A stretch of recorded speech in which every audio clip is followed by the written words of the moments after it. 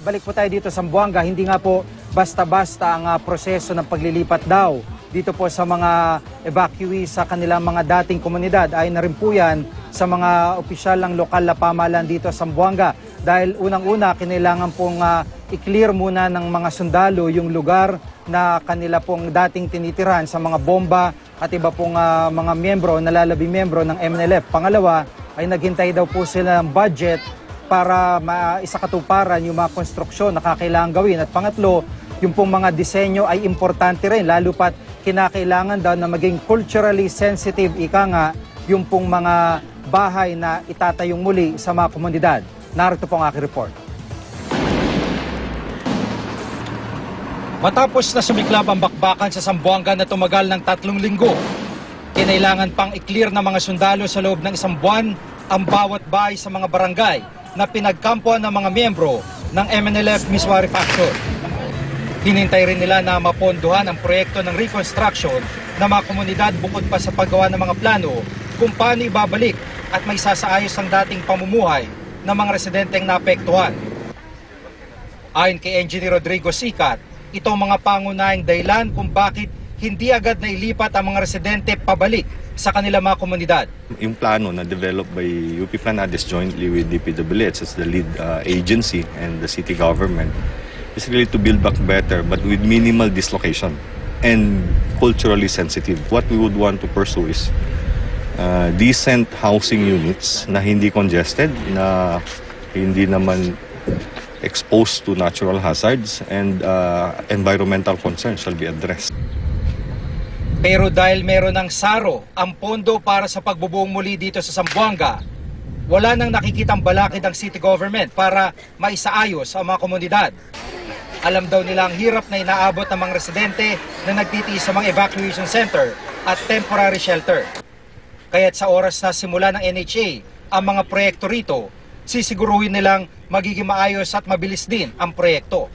Sa mga temporary shelters, we have in place several activities in place, like yung mga sa health and sanitation, declogging yung mga toilets, latrines.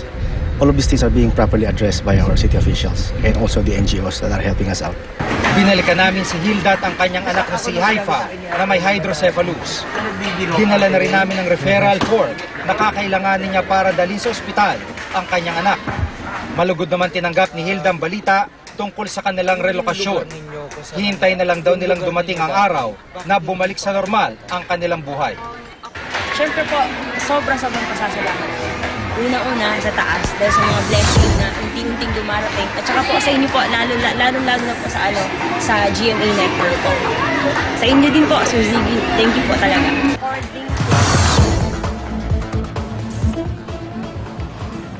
At sa puntong ito, kasama po natin si Engineer Rodrigo Sicat ng Zamboanga City Planning and Development Office. Magandang hapon po, Engineer. Magandang hapon po, Jiggy. Apo, dun sa interview po natin kanina, no, isa sa mga na-stress nyo yung pagiging culturally sensitive ng mga disenyo ng mga bahay na paglilipatan sa kanila. Bakit nyo po ito parang ipinaprioritize at kinukonsider? Yun kasi po, the people coming from the affected areas, especially po doon sa presidential proclamations, no?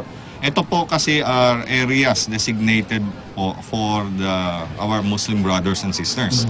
So we know for a fact na yung Marique and Rio Hondo areas, these are housing on stilts. So dapat po yung disenyo at saka po yung mga aspeto na gagawa po ng mga bahay doon at saka yung mga other amenities. Of course, nandun po yung madrasa. Kailangan po din ng mosque doon. We also have the school there. Na dapat po, it must come na in a manner na acceptable po to the mga IDPs po natin. Yun po. At saka second, we know na they derive, our IDPs, our fellow brothers and sisters na IDPs, they derive income from the sea. So we will not, as much as possible, relocate them. Minimal lang talaga yung dislocation. Kaya nga po yung, if we will find or we will need some land acquisition, it would be within the proximity or within the periphery of that area. Apo.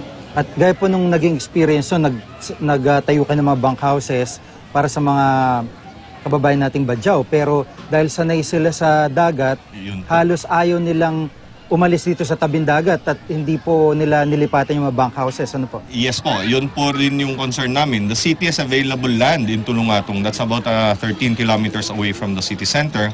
Kaso nga po, well, the land is available and there's the services to construct the bunkhouses. We ask, and in fact, they go and see the site kung acceptable po sa kanila. Acceptable din po sa mga leaders nila, yung Darul Ifta.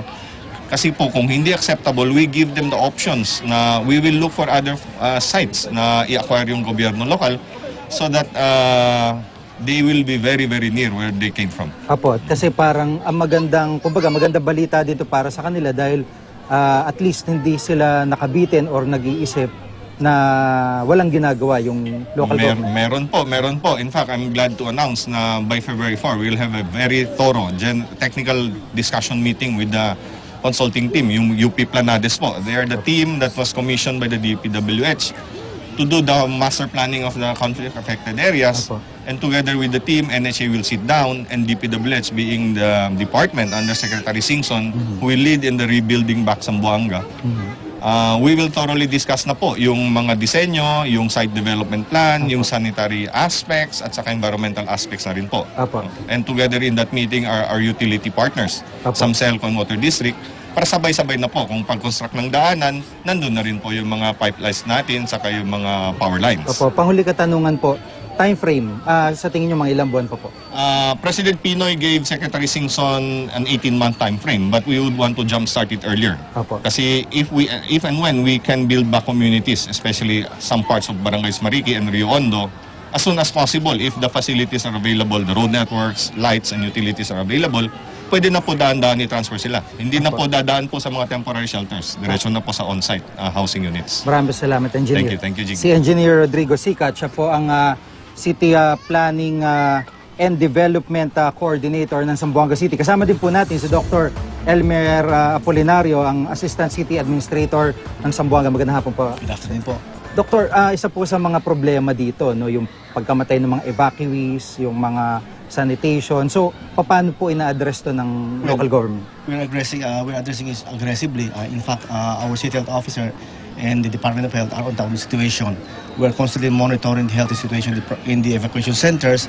And as I've said earlier, our health workers are in place, seeing to the needs of the IDPs in the areas. Opo, ano lang po yung kailangan ng mga residente? Halimbawa, hindi po nila alam yung proseso. Paano po yung kailangan nilang gawin para maka-access po sa mga tulong na pang-medical na kailangan po nila? Well, we have in place in the evacuation centers health workers who manages the center 24/7.